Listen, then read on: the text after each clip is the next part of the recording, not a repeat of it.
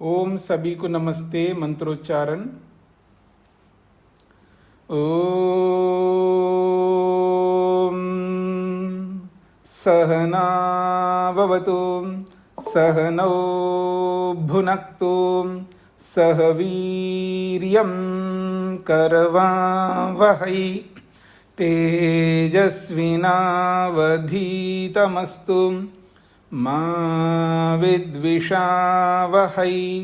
ओम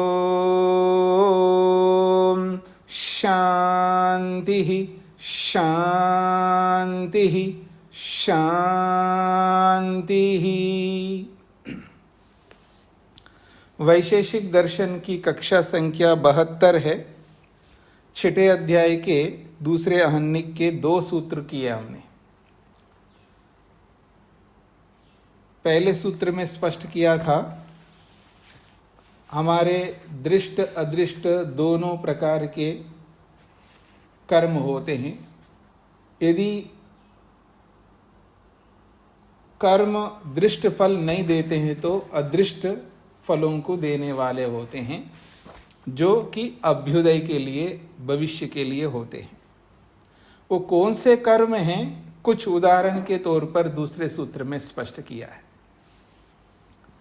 चाहे वो अभिषेचन हो, उपवास हो, ब्रह्मचर्य का पालन हो, गुरुकुल में निवास करना हो, वानप्रस्थ ग्रहण करके वानप्रस्थ के कार्यों को करना हो, यज्ञ दान आदि करना हो, या जो भी हम अपने लिए दूसरों के लिए उपयोग करने वाली वस्तुएं हैं उनको शुद्ध करना हो, दिशाओं का प्रयोग करना हो, नक्षत्रों का प्रयोग करना हो, या ऋतुओं का प्रयोग करना हो, या नियमों का पालन करना हो, ये सब अदृष्ट फल को देने वाले कर्म होते हैं। पृष्ठ संख्या 207 है। सूत्र संख्या 3 और 4 एक साथ हैं। ये जो कर्म बताए गए हैं जो अदृष्ट के लिए होते हैं, उनके संदर्भ में वो कर्म किस प्रकार के होते हैं, उनको कौन करते हैं, उसको लेकर के चर्चा हो रही है। चातुराश्रम्यम उपधा अनुपधाश्च। चातुराश्रम्यम उपधा अनुपधाः च। फिर कहा है भावदोष उपधा अदोषो अनुपधा। भावदोषः उपधा अदोषः अनुपधा, ये 2 सूत्र हैं। अनयो सूत्रयो एक वाक्यता अस्ति। इन 2 सूत्रों में एक रूपता है। क्या एक रूपता है? चातुराश्रम्यम पूर्व अनंतर सूत्रे यद अभिषेचनादिकं चातुराश्रम्यम कर्म विधानम उक्तम।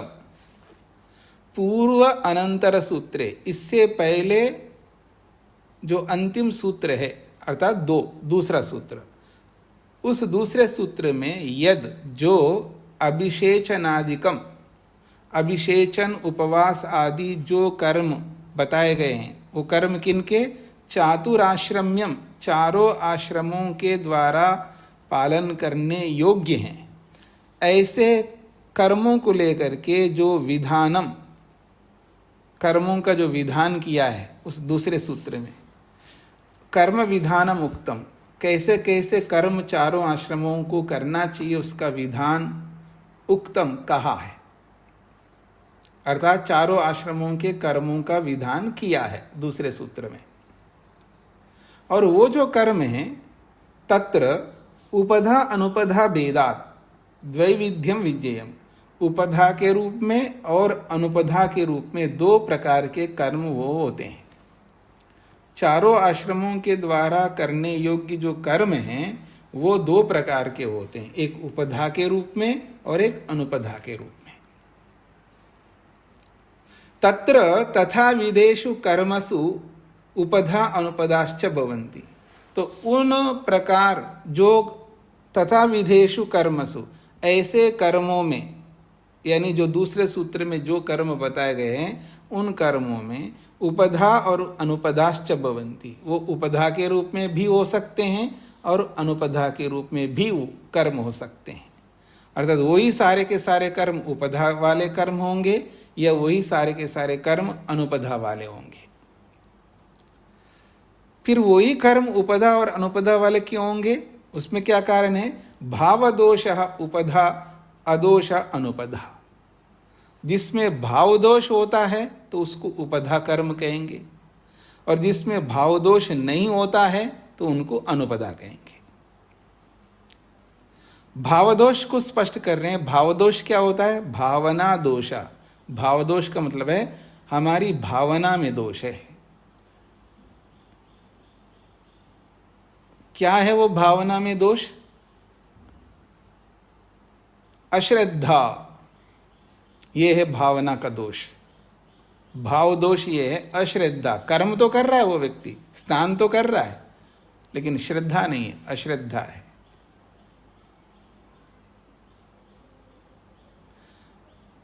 और नास्तिक्यम, नास्तिकता है। फिर भ्रमः, अज्ञान है, मूर्खता है।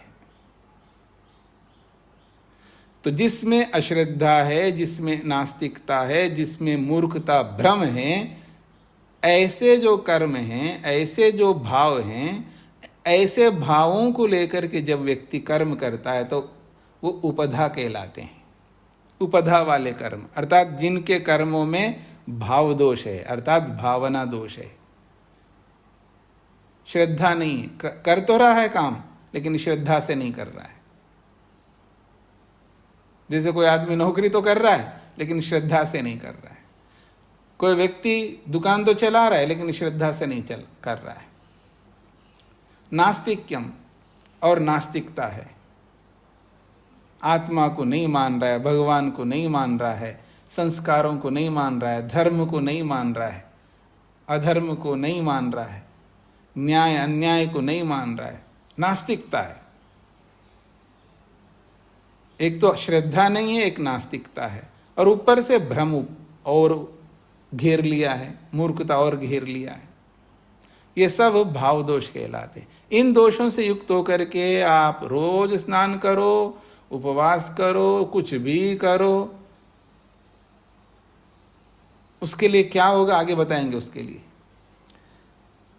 अर्थात ये जो भाव दोष जो बताया, अश्रद्धा है, नास्तिकता है, भ्रम है, उसको उपधा कहते हैं। अर्थात अंतःकरणस्य उपरिधानम आवरणम, उसके अंतःकरण में एक आवरण आ गया है, एक चादर आ गया है, एक पर्दा आ गया है उसके अंतःकरण में, अर्थात उसके मन पे एक आवरण आ गया है, और उस आवरण के कारण से वो श्रद्धा नहीं रख रहा है, नास्तिक है।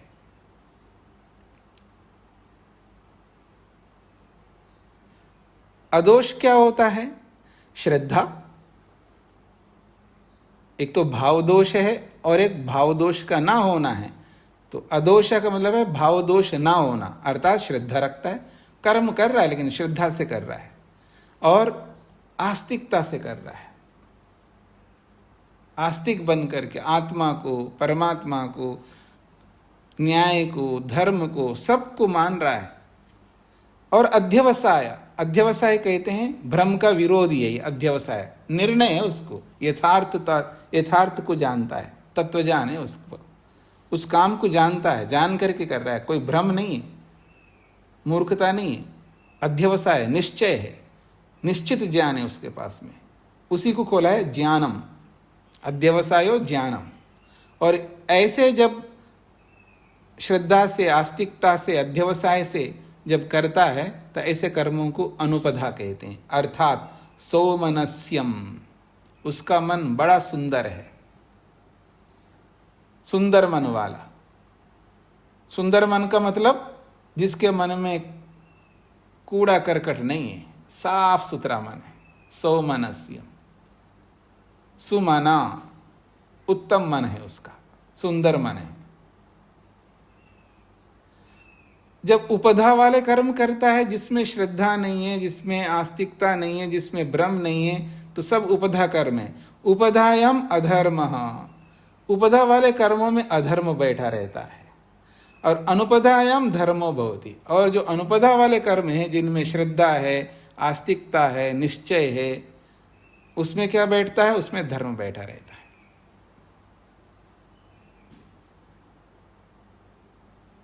अब तो समझ में आ ही गया होगा।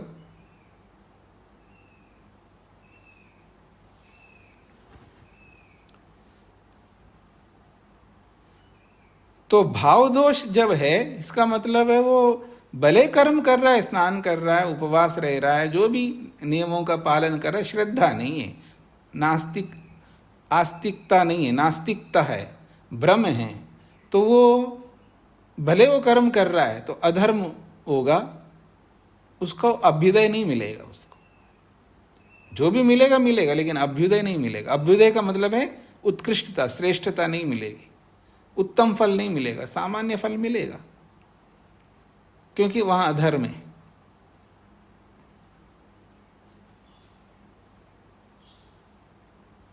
आगे बढ़ता हूं मैं। 5वां सूत्र, शुद्धि क्या होती है, शुचि किसको कहते हैं, उसको समझा रहे हैं। यद इष्ट रूप रस गंध स्पर्शम प्रोक्षितम अभ्युक्षितम च तो तत्शुचि। यद इष्ट रूप रस गंध स्पर्शम प्रोक्षितम अभ्युक्षितम च तत्शुचि। इष्टा खलु वेदशास्त्रेषु वर्णिता। इष्ट किसको कहते हैं? इष्ट का मतलब अभिलषित, आकांक्षित, इच्छित। किसको इष्ट कहते हैं? तो इष्ट कहते हैं वेद शास्त्रेषु वर्णिता, जो वेदादि शास्त्रों में वर्णन किया गया है उसको हम चाहते हैं। जो वेदों में वर्णन किए हुए को हम चाहते हैं वो है इष्ट। उसी को अभिष्ट कह सकते हो, इच्छित कह सकते हो, अभिकांक्ष अभिलक्षित कह सकते हो। जो वेदादि शास्त्रों में वर्णन नहीं किया गया उसको हम चाह रहे हैं तो वो इष्ट नहीं कहलाएगा। तो इष्टा ये अभिष्टा, जो अभिष्ट है, रूप रस गंध स्पर्शा यस्य तथाभूतम वस्तु। अभिष्ट क्या है? रूप वाली वस्तु हो सकती है, रस वाली वस्तु हो सकती है, गंध वाली हो सकती है, स्पर्श वाली हो सकती है। तथाभूतम वस्तु, ऐसी वस्तु को यहां पर अभिष्ट वस्तु कहते हैं।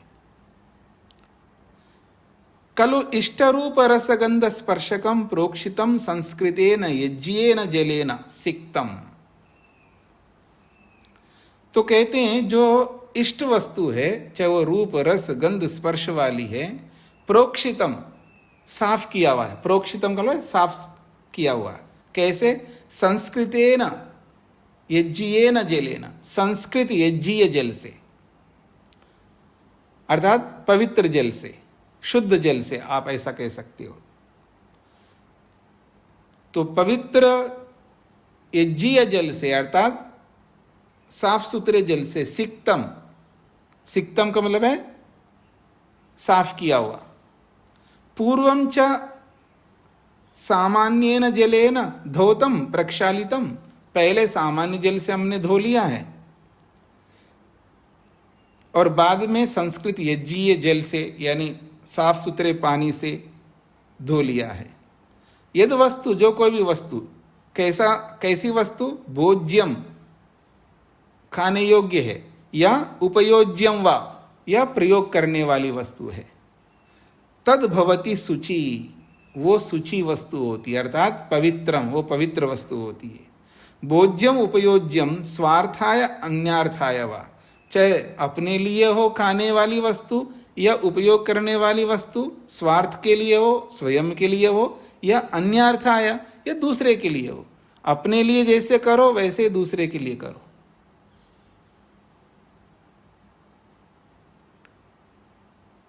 हाँ ये वो थोड़ा फल धो के देना मेरे को।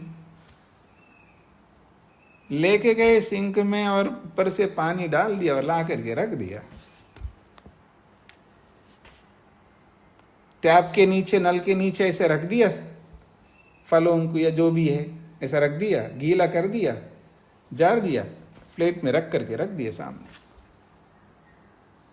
क्योंकि वो मेरे लिए है। और स्वयं के लिए अच्छी तरह साफ करके, बढ़िया करके, तो चाहे स्वयं के लिए हो या दूसरे के लिए हो, एक जैसा करना है।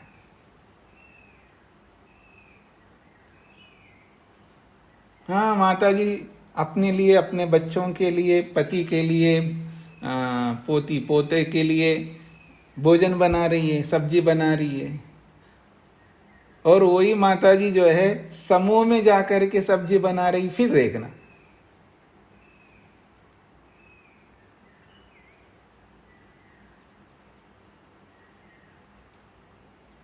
अपने लिए और दूसरों के लिए, जैसे अपने लिए करें वैसे दूसरों के लिए भी करना होगा। चाहे खाने योग्य वस्तु हो या उपयोग में लानी योग्य वस्तु हो, चाहे वो कपड़ा हो या मकान हो, बिस्तर हो, कुछ भी हो जो उपयोगी वस्तु है, जो अपने लिए उपयोग करते हैं आप, जिनको आपको साफ सुथरा रखना है, तो जैसे अपने लिए रखना है वैसे दूसरों के लिए भी रखना है।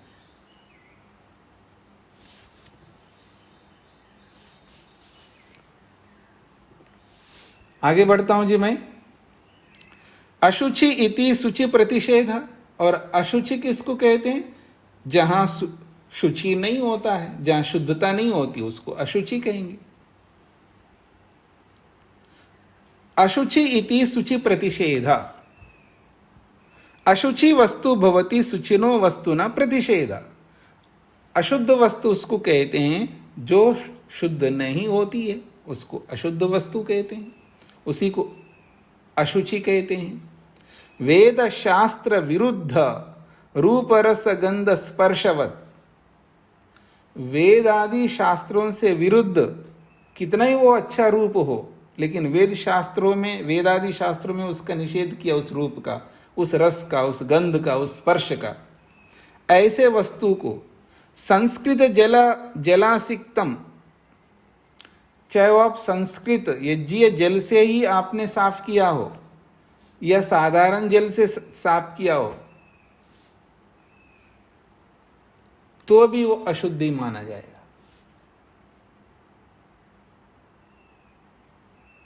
जो वेदादि शास्त्रों से निषिद्ध वस्तु है, उसको आप कितना ही साफ किया हो, साधारण जल से किया हो या यज्ञीय जल का मतलब है शुद्ध साफ सुथरे जल से, फिल्टर वाटर से आपने साफ किया हो। हाँ जी, मैं बहुत अच्छा मटन खाता हूँ जी, पर मैं डिस्टिल मतलब बढ़िया वाटर, बहुत शुद्ध फिल्टर वाटर से साफ करता हूँ फिर खाता हूँ, ऐसे नहीं खाता मैं। और खाते रहो आप। जो वेदादि शास्त्रों से निषिद्ध वस्तु है, तो आप कैसे ही साफ सुथरा करो, कैसे भी खाओ और कैसे भी प्रयोग करो उसको।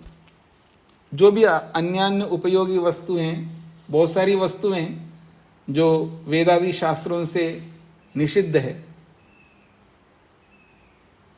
अगर उनका प्रयोग हम कर रहे हैं तो ठीक है, करो, वो तो अशुद्ध माना जाएगा।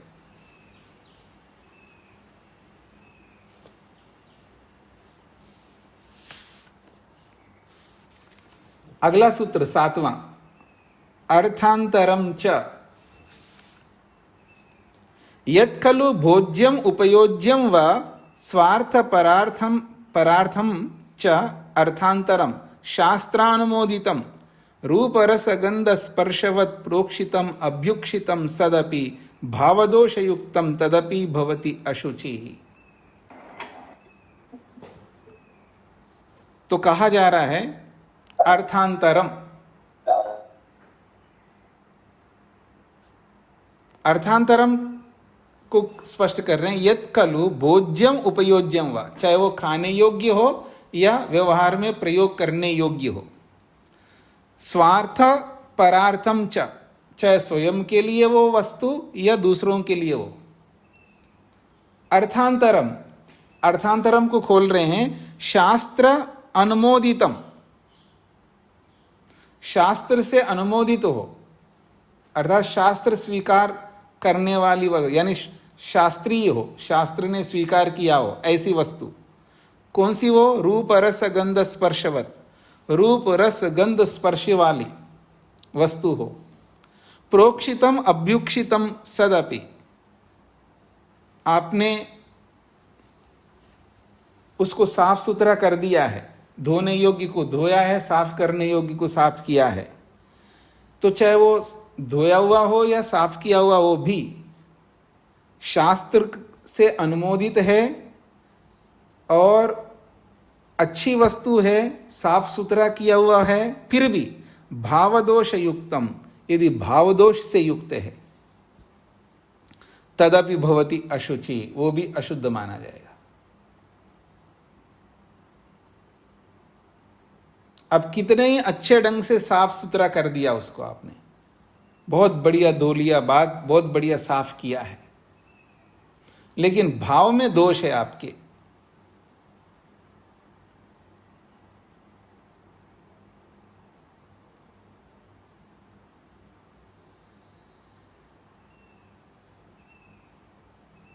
पता नहीं क्या समझ में आ रहा है।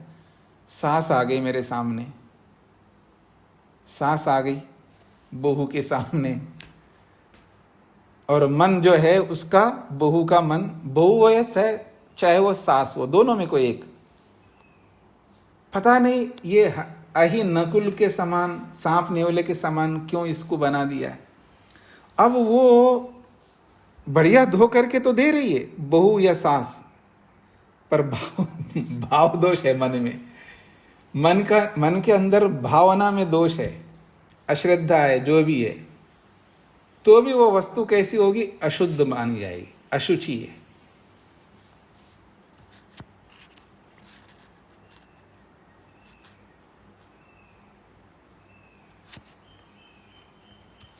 अलग रहती है, सास हो या ससुर हो, जो भी है अलग रहते हैं। अब आगे अचानक हमारे घर पे, उसके लिए बिस्तर लगाना है, ये करना है, वो करना है, ठीक है ये, और मन के अंदर जो है भावना में दोष है, तो बढ़िया साफ सुथरा करके दे रहे हो, बढ़िया बना करके दे रहे हो, लेकिन भाव में दोष है, तो क्या होगा? वो अशुद्ध माना जाएगा, अशुचि।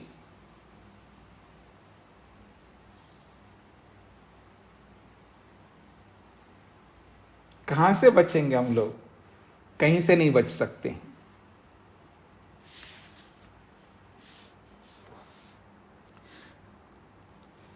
आगे कह रहे हैं, पूर्वम भावदोषो अभिषेचनादीनाम कर्मनाम चरित्राणाम उक्तम। पहले जो कर्म बताए थे,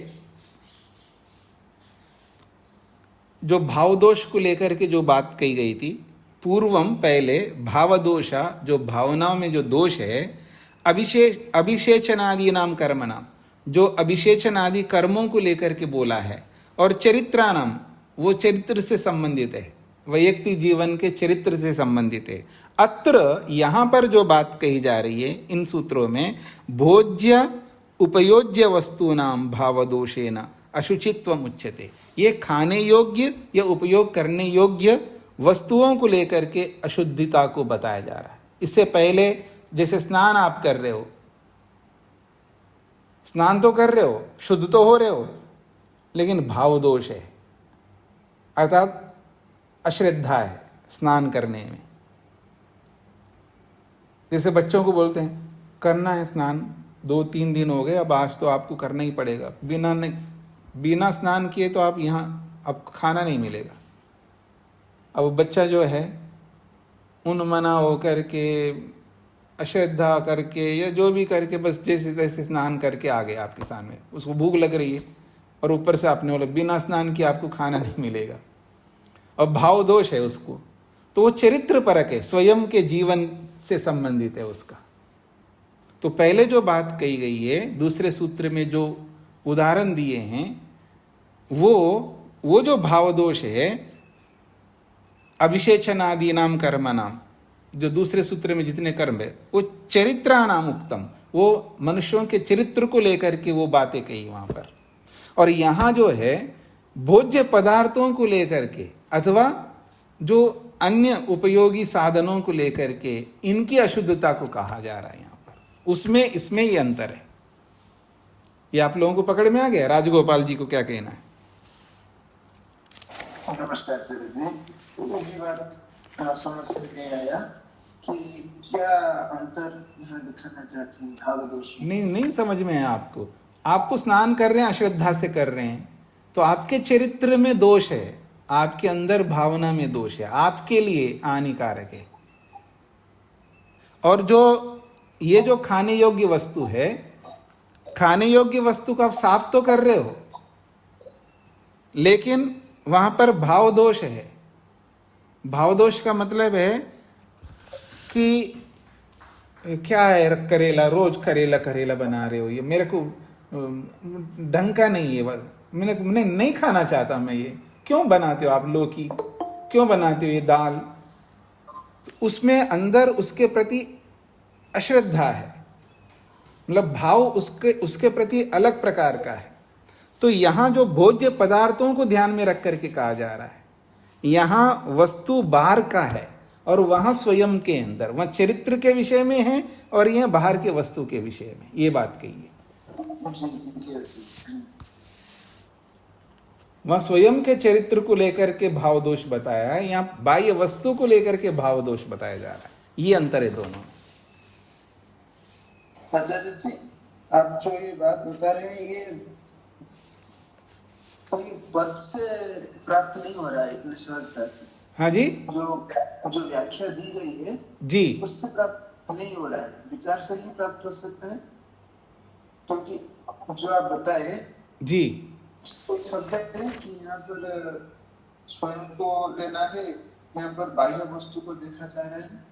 हाँ जी, हाँ जी, क्योंकि जब भावदोष युक्त बोल दिया तो पहले भी भावदोष युक्त से बोल दिया था, फिर यहाँ पर भी भावदोष युक्त को बोल रहा है, तो दोनों में अंतर होना चाहिए ना। तो क्या अंतर होता है वो दिखाया इन्होंने। जी जी जी, हाँ जी। अगला सूत्र देखिए, 8वां सूत्र। तथा असति अपि शुचि भोजने,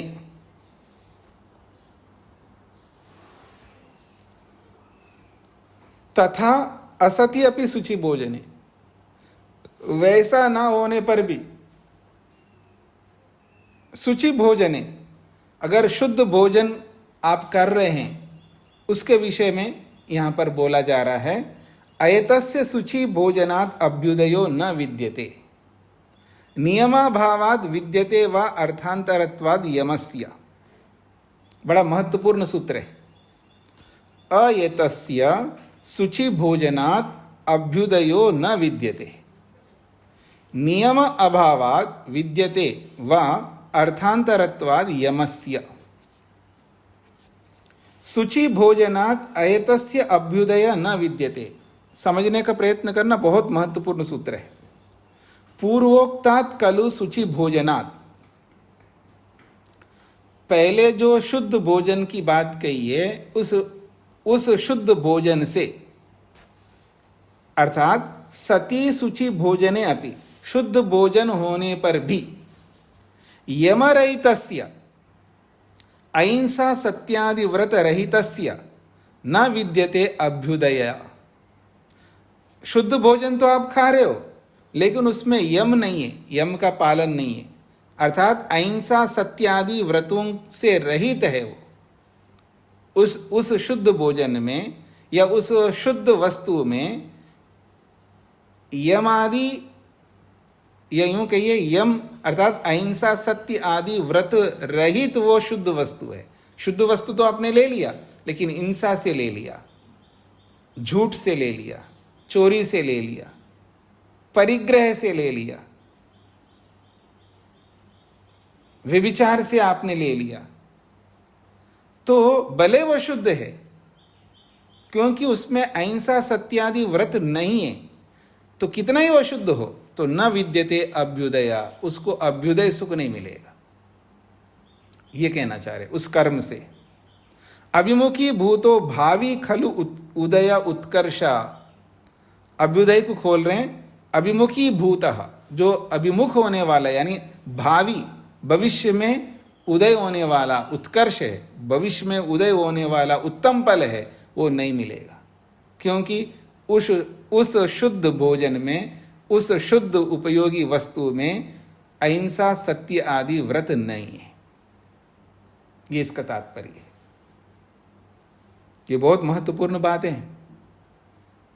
तो हम लोग चाहे अच्छी गाड़ी में बैठ के जाएं, चाहे हम लोग अच्छे वस्त्र पहन लें, अच्छे मकान में रहें, क्वालिटी के सब चीज़ों में विद्यमान हैं, लेकिन उन क्वालिटी की चीज़ों के उपयोग में, या खाने वाली हो या उपयोग की वस्तु हो, क्वालिटी के हैं, लेकिन उसके पीछे अहिंसा, सत्य, अस्तेय आदि यम नहीं है, तो उसका अभ्युदय नहीं मिलेगा भविष्य में। ये कहना चाह रहे हैं।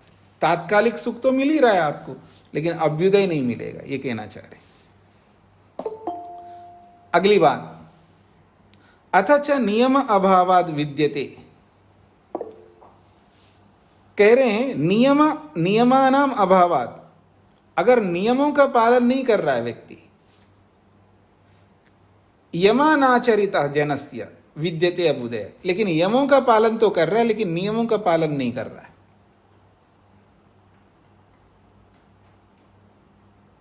अर्थात अहिंसा का पालन कर रहा है, सत्य का पालन कर रहा है, अस्तेय का पालन कर रहा है, पांचों नियमों का पालन कर रहा है, लेकिन नियमों का पालन नहीं कर पा रहा है। वृद्ध अवस्था के कारण से स्नान नहीं कर पा रहा है।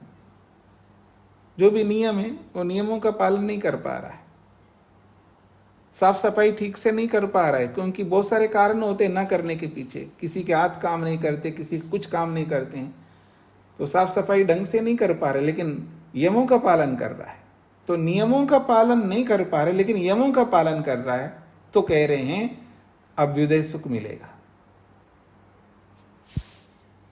यतः, क्योंकि यमस्य अर्थांतरत्वात्, अहिंसा सत्यादि यमानाम, अहिंसा सत्यादि यम नामकस्य व्रतस्य भिन्न वस्तुत्वात्, क्योंकि अहिंसा सत्य आदि जो यम है ये भिन्न है नियम से, अर्थात ऐसा यम है जो अभ्युदय को देने वाला है।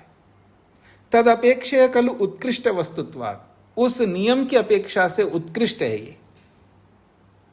इसलिए नियम का पालन किसी कारण से नहीं हो रहा है तो चलेगा, लेकिन यम का पालन तो होना ही चाहिए। इसलिए इसमें विकल्प है। यम में कोई विकल्प नहीं है। पांचों यमों में किसी के लिए कोई विकल्प नहीं, याद रखना। नियमों में विकल्प है। आपने स्नान नहीं किया चलेगा, आपने साफ सफाई नहीं किया चलेगा, ऐसे आप किन्हीं कारणों से स्वाध्याय नहीं किया चलेगा। तो जो नियम का पालन किन्हीं कारणों से नहीं कर पा रहा है व्यक्ति, लेकिन यम का पालन कर रहा है, तो उसको अभ्युदय मिलेगा, क्योंकि नियम की अपेक्षा से यम उत्कृष्ट है, ये कहना चाह रहे हैं। उसके लिए प्रमाण दे रहे हैं। उक्तम ही मनुशास्त्रे, मनुस्मृतिकार ने कहा भी है, यमान सेवेत सततम न नियमान केवलान बुधः यमान पतत्य कुर्वानो नियमान केवलान भजन। ये बहुत महत्वपूर्ण श्लोक है मनुस्मृतिकार का। यमान सेवेत सततम न नियमान केवलान बुधा, बुधा कहते हैं बुद्धिमान व्यक्ति को। बुधः बुद्धिमान व्यक्ति को, सज्जन व्यक्ति को, न नियमान केवलान सेवेता, केवल नियमों का पालन न करे। हाँ जी, मैं स्नान किए बिना जो है ना खाता नहीं हूँ, हाँ मेरा रोज नियम है, मैं स्नान किए बिना बिल्कुल खाता नहीं। देखो जी, मैं बिना स्नान किए हवन नहीं करता। देखो जी, मैं बिना हवन किए खाता नहीं हूँ, पक्का नियम है मेरा, लेकिन झूठ खूब बोलता हूँ पानी की तरह। वो पत्नी को भी, पति को, जिस किसी को बहुत दुख दे सकता हूं मैं, गाली निकाल करके, डांट करके, कुछ भी करके। पर नियम पक्का है मेरा।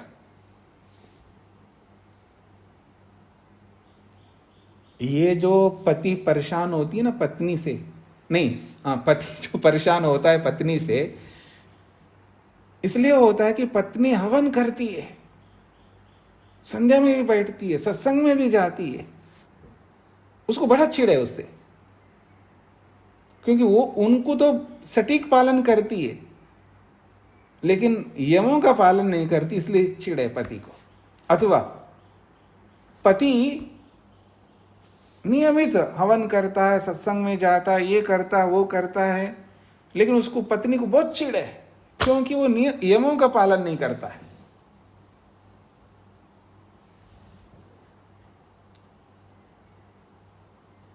तो यहां यही बताना चाह रहे हैं, नियम का पालन किन्हीं कारणों से नहीं कर पा रहा है तो चलेगा, लेकिन यम का पालन तो करना होगा। और यम का पालन करने वाले के प्रति, चाहे वो पत्नी हो, चाहे पति हो, चाहे कोई भी हो, लुटा देंगे उसको, मतलब सुख ही सुख देंगे, दुख देने कोई प्रश्न नहीं उठेगा। भर भर करके प्रेम देंगे। जो भी यम का पालन करता है उसको भर भर करके प्रेम देंगे। लेकिन हम क्या करते हैं, भर भर करके नियमों का पालन करते हैं और यम को बिल्कुल खूंटी पे टांग करके रख देते हैं। ये समस्या है।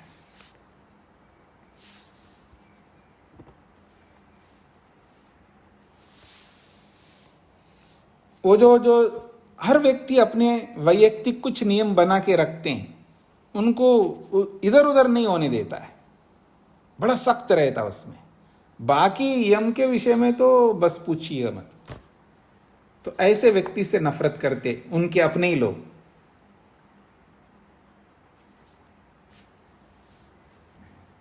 तो आइए इनको समझ लीजिएगा।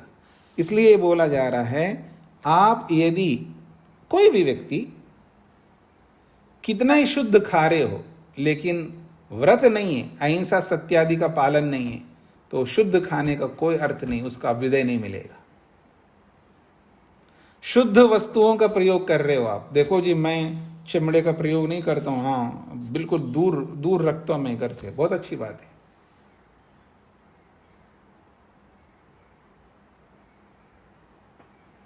पर मैं झूठ बोल करके पैसा कमाऊंगा या किसी को कुछ भी करके, कैसे भी करके बस अपना घर भर सकता हूं मैं।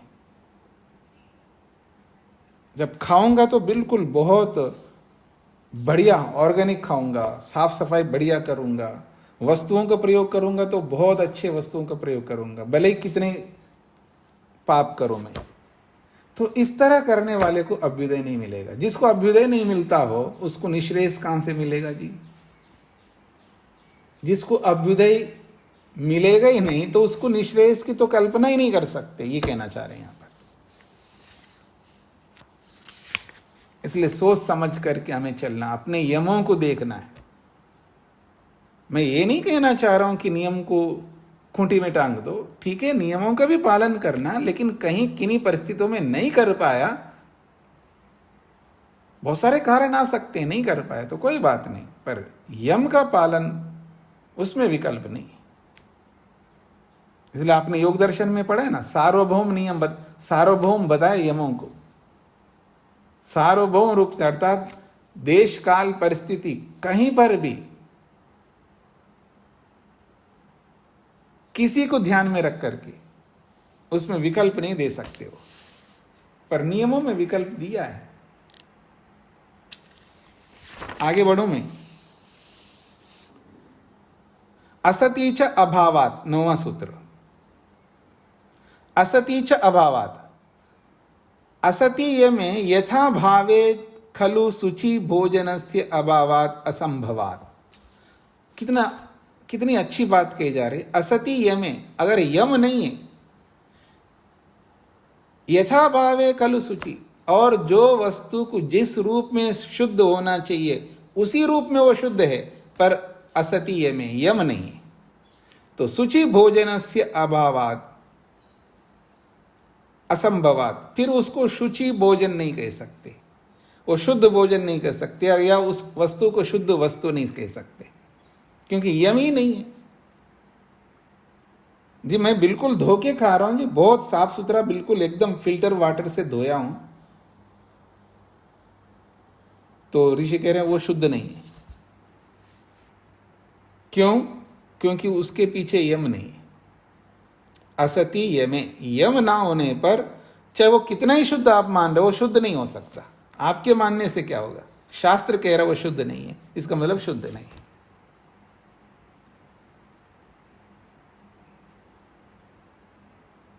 अब आता हूं, ये जो रुपए है ना, बिल्कुल एकदम नए जी, बिल्कुल नए, बैंक से अभी मतलब एकदम नए नोट आए, वो अशुद्ध है। क्यों? उसके पीछे यम नहीं है।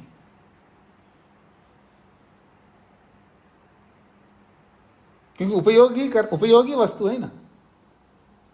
हाँ जी, ये जो मोबाइल है ना जी, एकदम नया है, नया मोबाइल है जी, बहुत बढ़िया है। बढ़िया नहीं है ये, क्योंकि इसके पीछे चोरी है, चुरा के लाया, तो फिर ये शुद्ध नहीं है। कोई भी वस्तु कितना ही साफ सुथरा आप रखते हो, उसको चमचमा के रखते हो, लेकिन उसके पीछे यम नहीं है तो अशुद्ध है वो, ये कहना चाह रहे हैं यहां पर। हाँ जी मधु जी। स्वामी जी, मैं ये कंफर्म करना चाह रही थी, क्योंकि नियम अपने लिए होते हैं, यम पर के लिए होते हैं, तो इसलिए इनका मैं अपने लिए भी होते हैं यम, और दूसरों के लिए भी होते हैं। मुख्य रूप से दूसरों के लिए होते हैं, उसके साथ में अपने लिए भी होते हैं। नियम मुख्य रूप से अपने लिए होते हैं और दूसरों के लिए भी होते हैं। थोड़ा प्रतिशत का अंतर है जी। जी यही पूछना था। जी जी, शकुंतला जी। हाँ नमस्ते स्वामी जी। यहाँ ये जो 8वें सूत्र में जी अयतस्य शब्द आया है, इसका क्या अर्थ है? 8वें सूत्र में अयतस्य, अयतस्य का मतलब होता है यत्न न करने वाले का। अच्छा, यत्न न करने वाले का। जी जी। और स्वामी जी जी लास्ट वाली लाइन थोड़ी फिर से समझा दीजिए, 8वें सूत्र में ही, यमान पतति कुर्वाणो। हाँ जी, यमान सेवेत सततम, यमों का निरंतर, सततम का मतलब निरंतर, सेवेता ये क्रियापद है, यमों का निरंतर सेवन करते हुए, न नियमान केवलान बुधा। तो यहाँ पर इस तरह करना है, यमान सततम न सेवेता, यमों का निरंतर सेवन न करते हुए, नियमान केवलान बोधा, केवल नियमों का सतत सेवन कर रहा है व्यक्ति, अर्थात निरंतर नियम पूर्वक नियमों का तो सेवन कर रहा है, लेकिन यमों का सेवन नहीं कर रहा है। ये समझ में आ गई? ये देखिए, तो इसको बुद्धिमान कहेंगे स्वामी जी?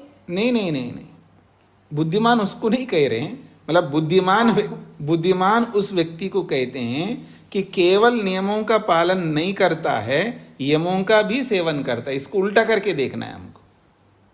जी जी।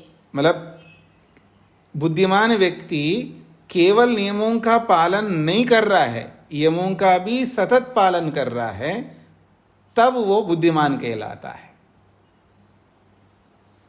फिर अगला वाक्य है, यमान पतति अकुर्वाना, यमान अकुर्वाना पतति, यमों का पालन न करता हुआ गिर जाता है।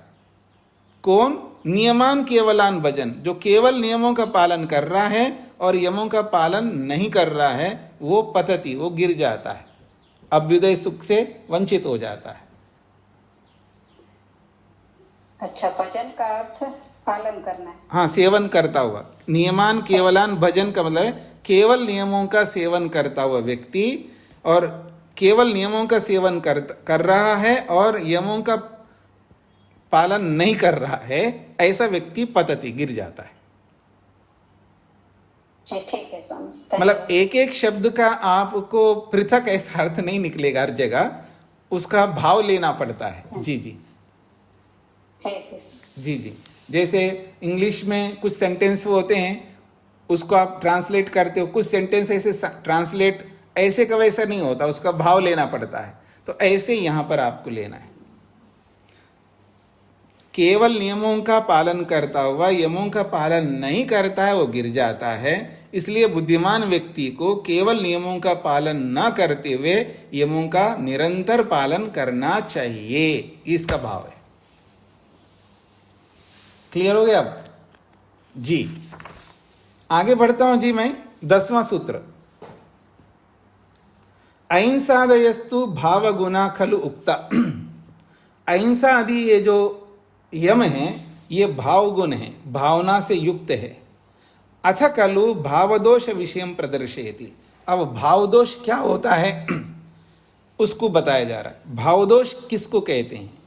अहिंसा आदि का पालन करना तो ये भावना के गुण हैं, यानी हमारे जो भाव है वो उत्तम भावना वाले हैं, और गलत भाव क्या होते हैं उसको बता रहे हैं। सुखाद रागः, विषय सुखाद सुख साधनाश्च तत्र भवति राग। विषय का सुख जब लेता है तो विषय सुख में राग होता है, सुख साधनात और सुख के साधन में भी राग होता है। राग दोनों में होता है। जिससे हमने सुख लिया उस सुख में भी राग होता है, और जिससे वो सुख मिलता है उस साधन में भी राग होता है। ये आप सबको पता ही है।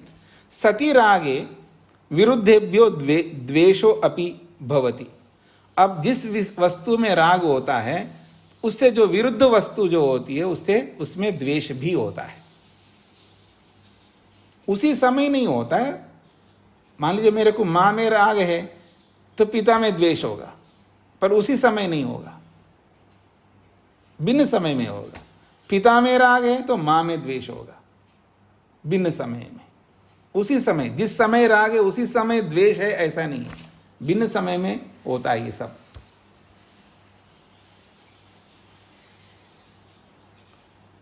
लोग बच्चों से पूछते हैं आपको माँ ज़्यादा अच्छी लगती है या पिता अच्छा लगता है?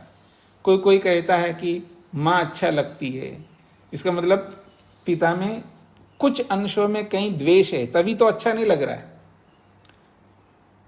बेटियों से पूछो मेरे को पिता अच्छा लगता है, तो माँ अच्छा नहीं लगती है? अच्छी तो लगती है लेकिन ज़्यादा पिता अच्छा लगता है। तो जब ज़्यादा अच्छा लग रहा है तो कम अच्छे लगने के पीछे द्वेष है, तभी तो कम अच्छा लग रहा है ना। हाँ जी, समझ में आ रहा है? पिताओं को माताओं को नहीं आ रहा है? क्यों नहीं आ रहा है जी? आप में ज़्यादा राग होने का मतलब दूसरे में कम राग है ना। तो जो कम मात्रा राग है तो बाकी मात्रा क्या है? उसमें द्वेष है। कोई बच्चा कहता है कि मेरे को दोनों में राग है, दोनों में बराबर है। ये कहने की बात है, लोगों को खुश करने की बात है। दो वस्तु सामने हो सकता कोई रेयर में ऐसा भी हो सकता है कि मैं बिल्कुल दोनों को एक जैसा देखता हूँ, रेयर में होता है। बाकी थोड़ा बहुत अंतर करता ही है, बच्चा हो चाहे कोई भी हो, वो अंतर करता है। क्योंकि मेरी बातों को माँ ज़्यादा मान करती है, मैं जो भी मांगता हूँ जो भी बोलता हूँ चुपचाप सब करती है। पिताजी ऐसा नहीं करते हैं, कहीं गुस्सा कर देते हैं, कहीं मना कर देते हैं, कहीं नहीं देते हैं। तो इसलिए थोड़ा सा मेरा लगाव जो है ना माँ के प्रति है। इसका मतलब है उससे कुछ द्वेष है। मैं ऐसा द्वेष थोड़ा बोल रहा हूँ जैसे कि कोई शत्रु से द्वेष करता हो, पर द्वेष तो द्वेष है ना। द्वेष की मात्रा अलग होती है और द्वेष का प्रकार अलग होता है। पढ़ के आए ना आप लोग योग दर्शन में, 81 प्रकार का द्वेष होता है, 81 प्रकार का राग होता है। तो यही कहना चाह रहे हैं, सति रागे विरुद्धेभ्यो द्वेषो अपि भवति। अगर राग है किसी वस्तु में तो उस वस्तु से जो विरुद्ध वस्तु जो भी होगी उसमें द्वेष है। आम खा रहे हैं आप लोग? मेरे को आम बहुत पसंद है जी, इसका मतलब दूसरे फल उतना पसंद नहीं है, इसका मतलब दूसरे फलों में थोड़ा द्वेष है और कुछ नहीं। हाँ जी राजगोपाल जी, समझ में आ गया? अभी नहीं आएगा, फिर नहीं आएगा आपको। मधु जी को क्या पूछना है? स्वामी जी, मैं जानना चाह रही हूँ कि किसी के गुण अवगुणों को देखना, अच्छाई बुराई को देखना, उसे कंपेयर करना, ये राग द्वेष के अंतर्गत आ जाएगा? नहीं आएगा। वो मेरे मनसा के ऊपर, मेरे भाव के ऊपर रहेगा। मैं किस भाव से ये कंपेयर कर रहा हूं उस पर निर्भर करता है। यदि मैं तटस्थ होकर के यदि कंपेयर कर रहा हूं तो उसमें न राग होगा न द्वेष होगा। लेकिन आदमी ऐसा करता नहीं है ना, मुसीबत तो यही है। अविद्या जिसके पास में है वो ऐसा कर नहीं सकता। अथवा मैं ये कहूंगा, जितनी अविद्या उतनी मात्रा में तो राग द्वेष तो करेगा ही करेगा, और जिस मात्रा में राग द्वेष नहीं उसमें नहीं करेगा, उसमें कोई आपत्ति नहीं। राग द्वेष का प्रतिशत देखना पड़ता है। तो जिस प्रतिशत में उसके अंदर राग है या द्वेष है, उस प्रतिशत में तो राग द्वेष किए बिना रह नहीं सकता, वो कोई भी हो। कोई ऐसा आदमी नहीं है दूध का धुला हुआ जिसके अंदर अविद्या है और वो राग द्वेष नहीं करता।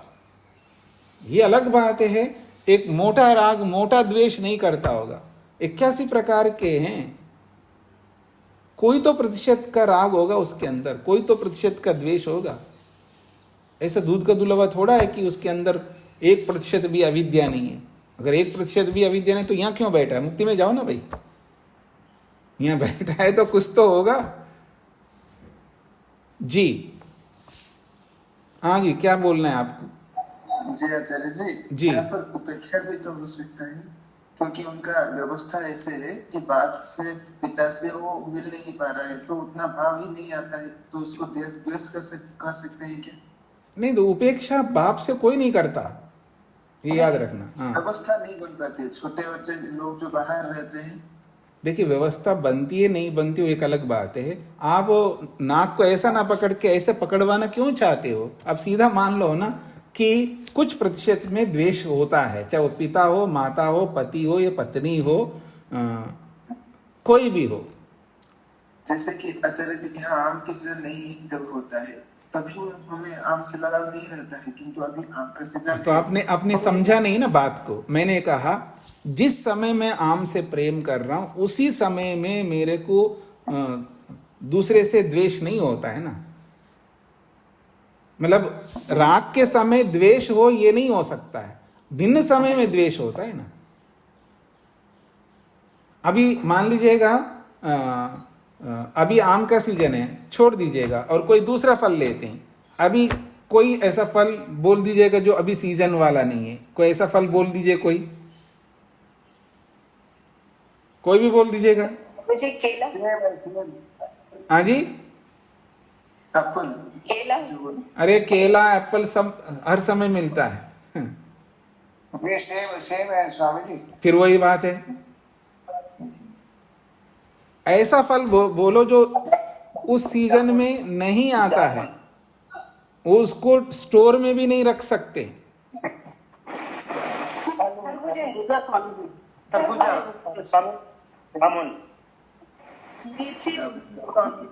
चलिए लीची बोलो, चीकू बोलो, ऐसी चीज है जिसको नहीं रख सकते।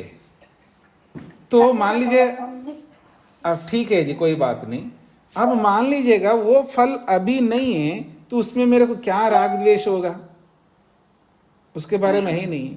लेकिन आम भी है मेरे सामने और मैं शौकीन हूं आम का, और मेरे सामने सेव भी है और भी दूसरे फल है, मैं उनको नहीं पसंद करूंगा, यही खाऊंगा, इसका मतलब थोड़ा द्वेष उसमें है। इस तरह आप देखिएगा। जी जी, तो आगे बढ़ता हूं जी। राग द्वेषाभ्याम मोह जायते, राग और द्वेष से फिर मोह भी उत्पन्न होता है। राग है और द्वेष है तो मोह भी उत्पन्न होता है। मूढ़श्च पुनः राग द्वेषो प्रतिपद्यते, फिर मोह हो गया तो उस मोह से फिर राग द्वेष उत्पन्न होते हैं। यानी राग द्वेष से मोह उत्पन्न होता है और फिर मोह से फिर राग द्वेष उत्पन्न होते हैं। राग द्वेष मोह दोषाः राग द्वेष मोह तो ये दोष कहलाते हैं। ते प्रवर्तना लक्षणा, और वो आदमी को प्रवृत्ति में लगाते हैं। राग द्वेष मोह जो है उसको कर्म में लगाते हैं, प्रवृत्ति का मतलब कर्म में लगाते हैं।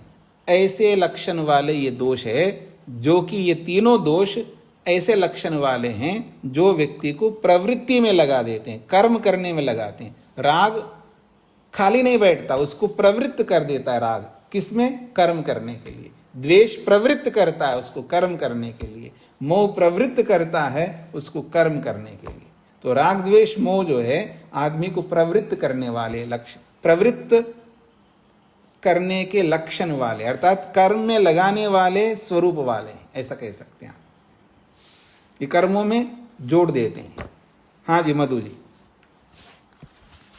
स्वामी जी, राग और मोह में क्या अंतर है? बहुत अंतर है। आपने योग दर्शन पढ़ा है ना?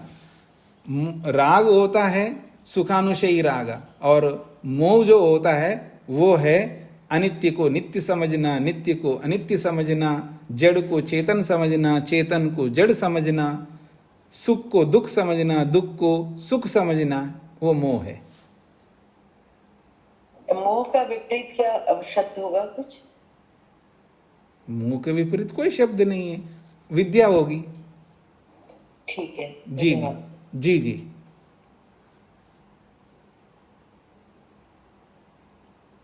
जैसे कोई व्यक्ति बलि देता है, बलि का मतलब है कोई मनुष्य को भी, छोटे बच्चों का भी बलि देता है, पुण्य होगा मेरा मान करके। पशुओं का तो बलि देता ही है, मतलब मंदिर आदियों में पशुओं को काटता है, पुण्य होगा मान करके। इसको मोह कहते हैं। मतलब अपुण्य को पुण्य मान रहा है ना, मतलब किसी को काटना तो अपुण्य है, उस अपुण्य कर्म को पुण्य मान रहा है। अपुण्य को पुण्य मानना यानी धर्म को अधर्म मानना और अधर्म को धर्म मान रहा है, यही तो मोह है। जी जी सर।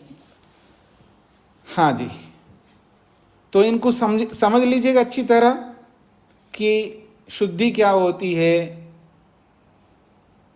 अभ्युदय कैसे मिलता है, कैसे कर्म करना है, उसमें भाव में मेरे भाव कैसे होना चाहिए, मन के भाव कैसे होना चाहिए, क्योंकि ये सब मन के भावों के ऊपर निर्भर करता है। हमारा कर्म भावनाओं के ऊपर निर्भर करता है। कोई आदमी वेद पढ़ रहा है लेकिन उसका भाव क्या चल रहा है मन के अंदर? कमबख्त पढ़ना पड़ रहा है मेरे को, कोई श्रद्धा नहीं है, बस आपको दिखाने के लिए पढ़ना पड़ रहा है, अर्थात मन में भाव अच्छा नहीं है, अश्रद्धा है। कर्म अच्छा चल रहा है, लोगों को लगने, ऊपर देखने वालों को बहुत, अरे क्या वेद पढ़ रहा है, कमाल है, रोज वेद पाठ करता है। जैसे आप लोग हैं, ओम अग्ने स्वाहा ओम सोमाय स्वाहा, जल्दी बोला ना ओम, वो करता रहे यार, कोई श्रद्धा ही नहीं है उस हवन में। ठीक है ना जी? अश्रद्धा से हवन करो, अश्रद्धा से संध्या करो, भाव में दोष है। तो हमारे अच्छे कर्म दिखने में अच्छे कर्म हैं लेकिन भाव बहुत गलत है। इसलिए भावों को बदल दीजिएगा, भाव बदलते ही कर्म बदल जाएगा। इसलिए तो मैं कहता हूं वही कर्म पाप बन सकता है, वही कर्म पुण्य बन सकता है, और वही कर्म निष्काम भी बन सकता है, केवल भाव के ऊपर निर्भर करता है। तो इसको यहीं पर विराम देता हूं। ओम शांति शांति शांति।